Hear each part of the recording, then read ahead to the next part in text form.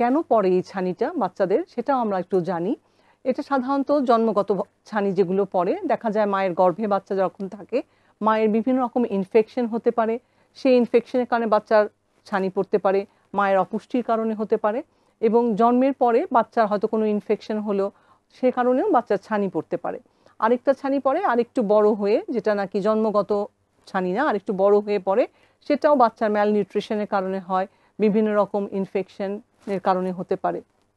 বাচ্চার দেখবেন যে বাচ্চা স্কুল থেকে কমপ্লেন আসতেছে, টিচাররা বলবে বাচ্চা দেখতে পাচ্ছে না, বা যে বাচ্চা মাদ্রাসায় পড়ে তাদের শিক্ষকরা বলবেন যে বাচ্চা দেখতে পাচ্ছে না।